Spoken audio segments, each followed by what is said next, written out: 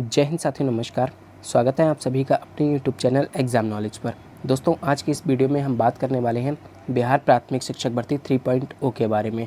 आप लोगों का री एग्ज़ाम हो गया है, आप लोगों ने अपने आंसर्स को भी चेक कर लिया होगा। अब आपके मन में डाउट है कि आपकी जो फाइनल मेरिट आएगी, जो आपकी कट ऑफ आएगी, क्या आप उस कट ऑफ के अंदर आ पाएंगे या नहीं। आप में से बहुत सारे साथी कमेंट करके प्रश्न पूछते रहते हैं कि सर मेरे इतने मार्क्स हैं, क्या मेरा सिलेक्शन हो पाएगा या नहीं। तो साथियों, हम आपको बता दें कि आपने यूट्यूब पे बहुत सारी वीडियोस देख ली होंगी कट ऑफ से रिलेटेड, जिसमें आपको बेवजह गुमराह किया जा रहा है, जिसमें आपको फालतू में बताया जा रहा है कि आपकी जो कट ऑफ है वह 85 प्लस या फिर 90 प्लस जाएगी, बिना किसी लॉजिक के साथियों, बिना किसी डेटा के आधार पर। तो आज की इस वीडियो में हम ऐसे अभ्यर्थियों के लिए वीडियो बना रहे हैं जो कि मानसिक तनाव से बहुत ज़्यादा गुजर रहे हैं इस तरह की वीडियो को देख करके। तो आज की यह वीडियो हमारी पॉइंट टू पॉइंट एक डिटेल एनालाइज पर होने वाली है, जिसके माध्यम से आप बिल्कुल समझ पाएंगे कि आपकी कट ऑफ आखिर कितनी जाने वाली है। सबसे पहले तो हम आपको बता दें कि जिस तरह से आपको यूट्यूब पे भ्रमित किया जा रहा है कि आपकी कट ऑफ इतनी हाई जाएगी, ऐसा बिल्कुल भी नहीं है। आपकी कट ऑफ कतई हाई नहीं जाने वाली है। बाकी यदि आप हमारे चैनल पर पहली बार विजिट कर रहे हैं तो हमारे चैनल को सब्सक्राइब कर लीजिएगा और वीडियो को लाइक और शेयर भी कर दीजिएगा। तो आज की इस वीडियो में हम आपको एक detail point two point analyse के माध्यम से बताएंगे कि आखिर आपकी कट ऑफ कितनी आ सकती है, और ये बिल्कुल ऑथेंटिक डेटा के आधार पर आपके एक कट ऑफ होने वाली है। तो चलिए साथी शुरू करते हैं।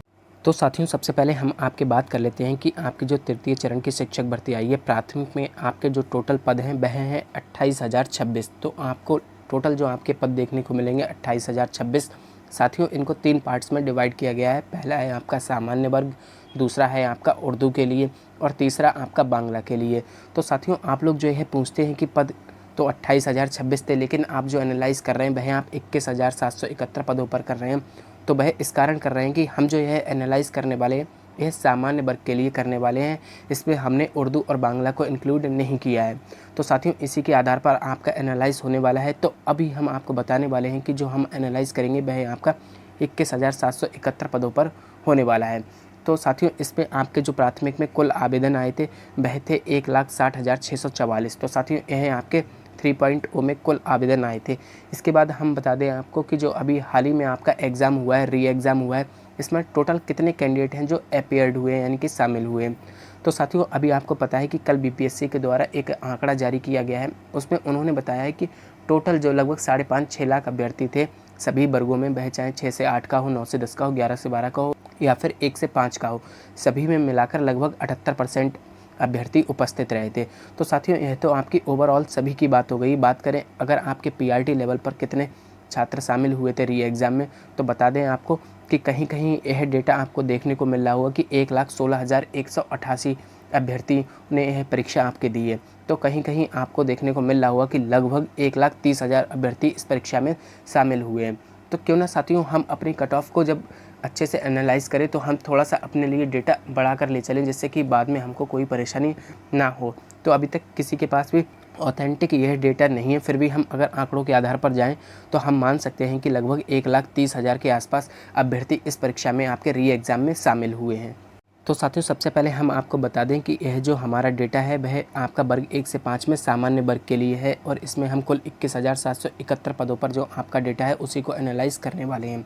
साथियों, सबसे पहले आपको बताएं कि यह जो आप सामने देख पा रहे हैं कि कैटेगरी वाइज किस तरह से वैकेंसीज़ को डिस्ट्रीब्यूट किया गया है, उसमें आप देख पाएंगे कि यह जो आपकी जो डिटेल है यह आपको ऑफिशियल जो आपका नोटिफिकेशन रिलीज़ किया गया है वहीं से यह आपकी डिटेल को नोट किया गया है। तो सबसे पहले हम आपको बताएं कि जो आपका यहाँ आप देख पा रहे होंगे कि वैकेंसी कैटेगरी वाइज डिस्ट्रीब्यूट हुई हैं, वह आपकी 75% आरक्षण के आधार पर, यानी कि जो न्यू आरक्षण पॉलिसी सरकार के द्वारा बिहार राज्य में लागू की गई थी उसी के आधार पर हैं। लेकिन अभी आपको पता है कि पटना हाई कोर्ट ने इसको रद्द कर दिया है। अब आपका मामला जो है सुप्रीम कोर्ट में गया है। तो साथियों, अगर आप 75% के आधार पर 21,771 वैकेंसीज़ को बांटेंगे तो यहाँ पर आप देख पा रहे हैं कि यूआर मेल के लिए कुल वैकेंसीज़ हैं 2976, फीमेल की बात की जाए तो 2485 वैकेंसी है। वहीं ईडब्ल्यूएस मेल की बात कर ली जाए तो 1184 आपको वैकेंसीज़ देखने को मिलेंगी। ईडब्ल्यूएस फीमेल में आपको 989 वैकेंसीज़ देखने को मिल रही हैं। ईवीसी मेल की बात की जाए तो 2965, फीमेल की बात की जाए तो 2475 आपको पद देखने को मिलेंगे। इसी प्रकार से आप अलग अलग कैटेगरी में देख पा रहे होंगे कि किस तरह से वैकेंसीज़ को बांटा गया है महिलाओं के लिए और पुरुषों के लिए। वहीं बात करें अगर आप इन सबको टोटल करेंगे तो आपको टोटल में जो वैकेंसीज़ प्राप्त होंगी वह 21,771 वैकेंसीज़ प्राप्त होंगी। तो साथियों अब हम बात करते हैं कि जो आपकी है तृतीय चरण की प्राथमिक शिक्षक भर्ती है, इसमें एक सीट पर कितनी फ़ाइट होने वाली है।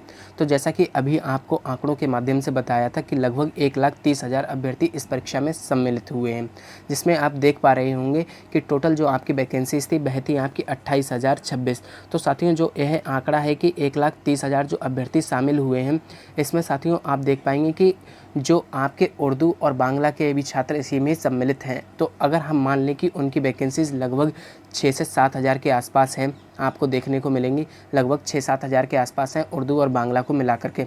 तो क्या इन 6-7 हज़ार पर हम मान सकते हैं कि 20,000 कैंडिडेट होंगे मिनिमम मान रहे हैं ना हम, इतने कैंडिडेट ने तो परीक्षा दी ही होगी ना।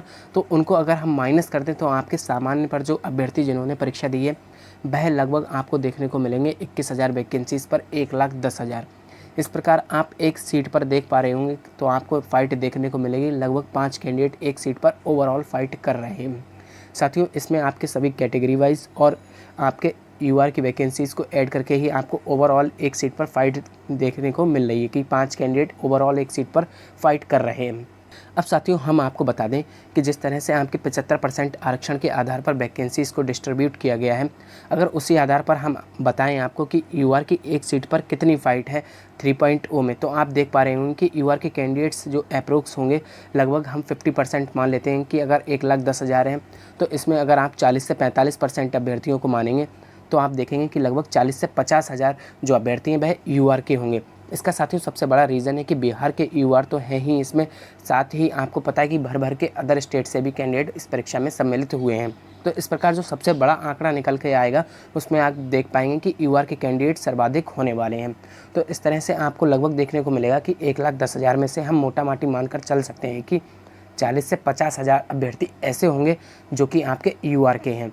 इस प्रकार आप देखेंगे कि एक सीट पर जो अभी हम आपको बता रहे थे कि लगभग आपने देखा था कि 2976 शायद आपको वैकेंसीज़ मेल में देखने को मिली थी और वहीं 2485 आपको वैकेंसीज शायद देखने को मिली थी आपकी फ़ीमेल के लिए।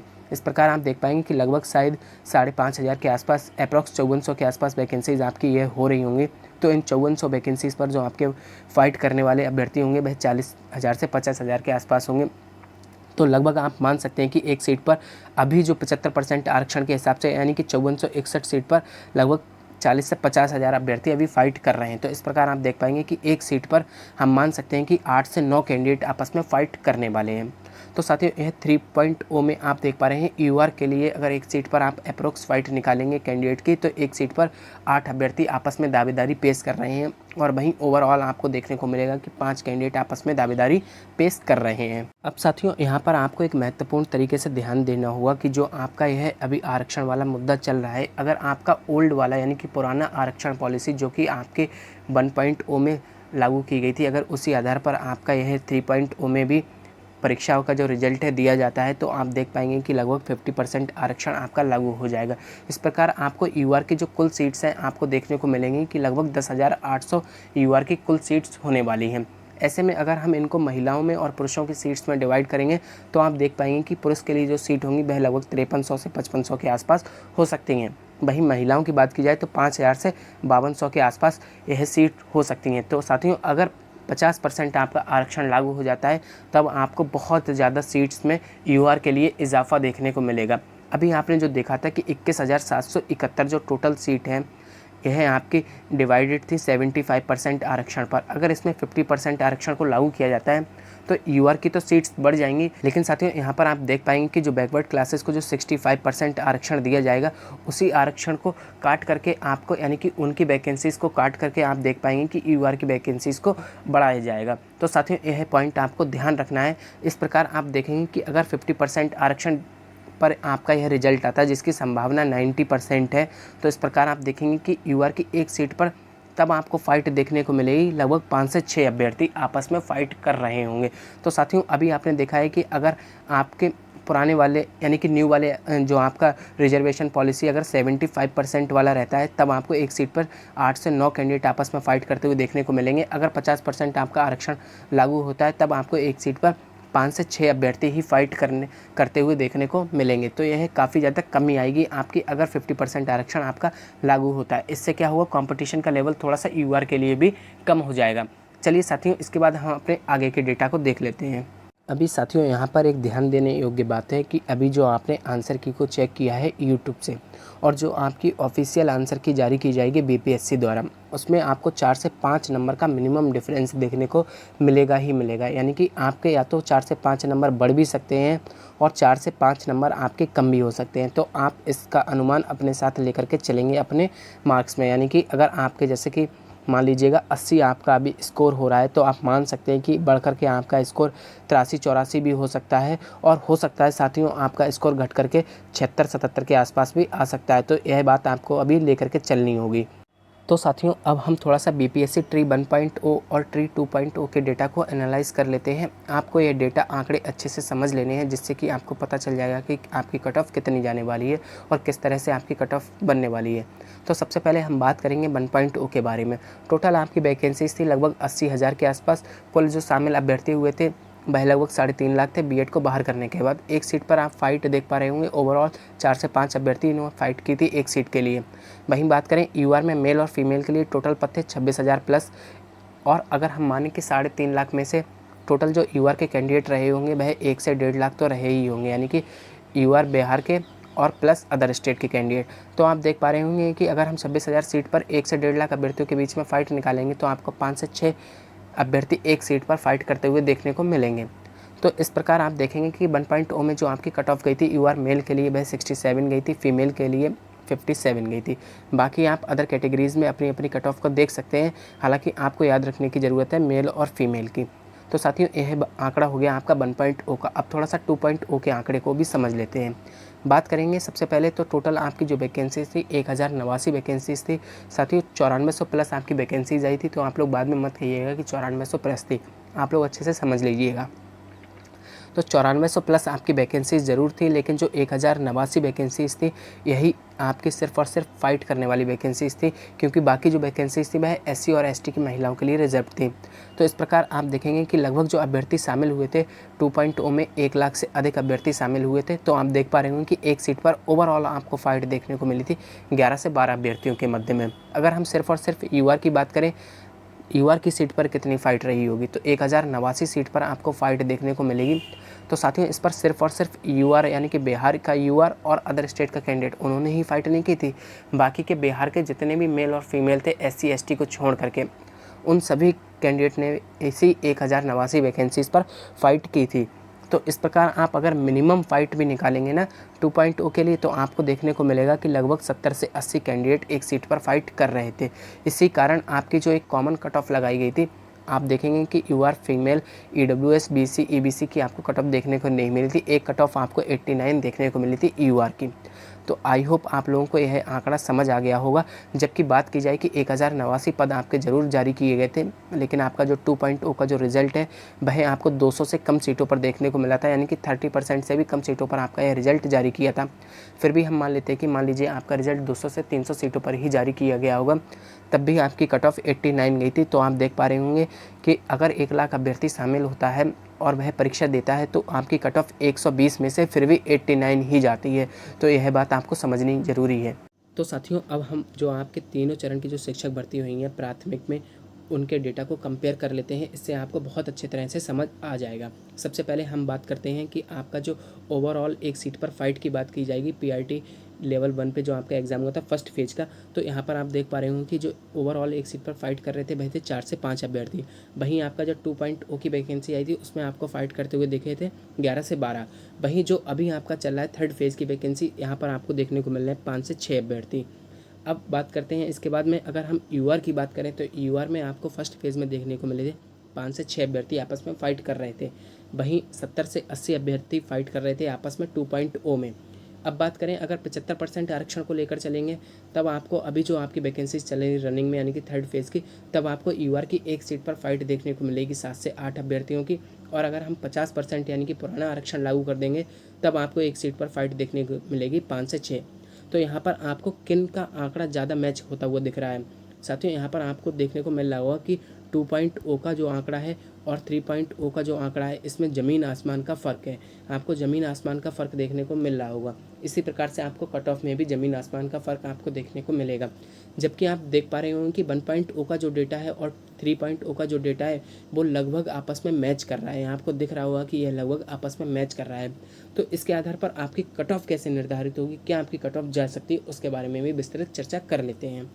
तो साथियों यहाँ पर आप देख पा रहे होंगे कि जो हमने अभी डेटा एनालाइज़ किया है इसके आधार पर ट्री 2.0 की जो कट ऑफ है वह कहीं से भी मैच नहीं हो सकती, क्योंकि उनका डेटा आपस में मैच नहीं हो रहा है।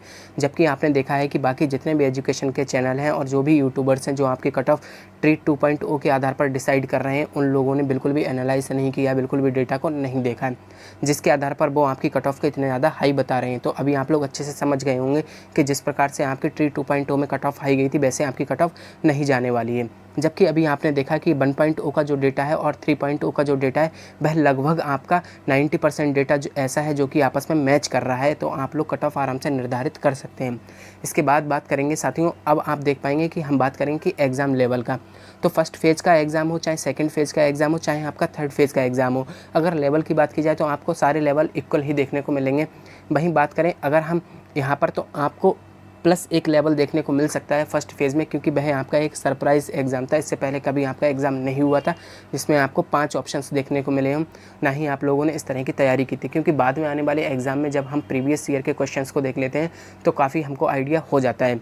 जबकि इस बार का आप जो एग्ज़ाम देखेंगे थर्ड फेज़ का, ये भी साथियों +1 लेवल है, क्योंकि यह पिछले एग्ज़ाम जो हुए हैं उनसे थोड़ा सा अलग है। इसमें काफ़ी ज़्यादा ट्रिकी आपसे क्वेश्चंस पूछे गए थे, उनमें ऑप्शंस काफ़ी ज़्यादा ऐसे थे जो नियरेस्ट थे, जिससे कि बहुत ज़्यादा कन्फ्यूज़न हुआ है। और करंट भी आप देख सकते हैं, बेतुकी करंट इसमें पूछी गई थी। तो वहीं बात करते हैं, यह आपने डेटा एनालाइज का आधार देख लिया होगा। अब हम देखेंगे कि आपके आखिर कट ऑफ कितनी जा सकती है।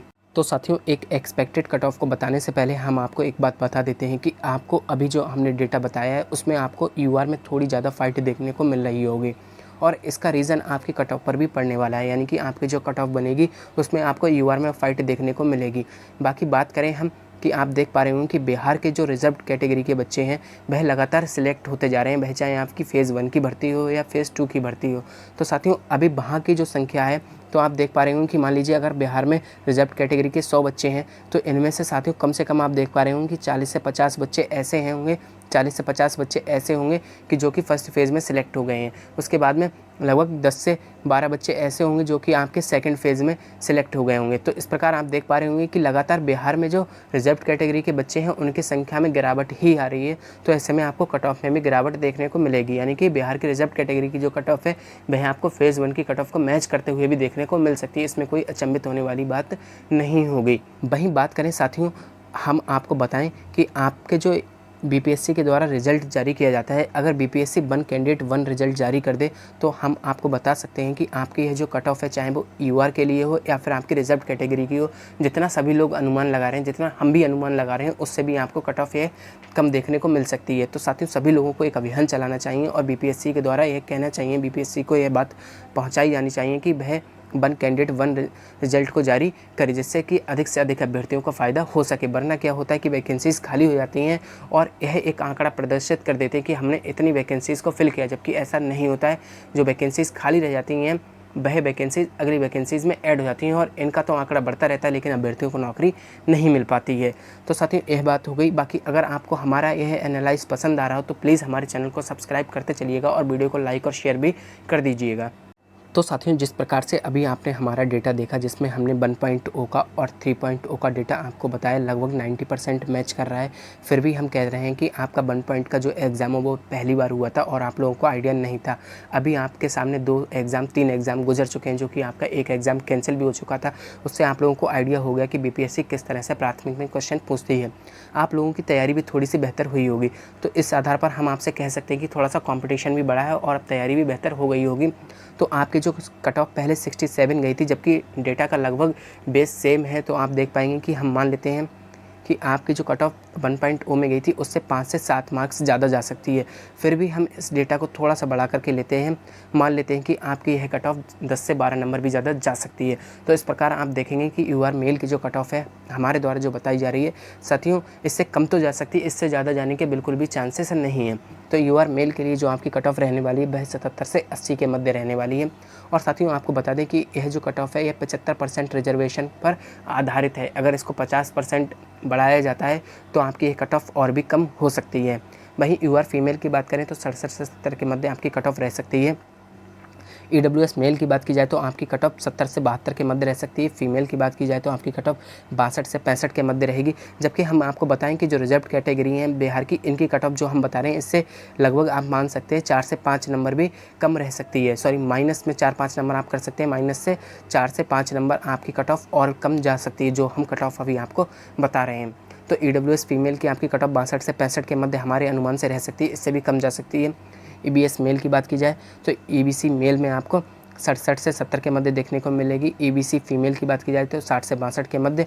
बीसी मेल की बात करें तो 73 से 75 के मध्य। बीसी फीमेल की बात करें तो 64 से 67 के मध्य रहने वाली है।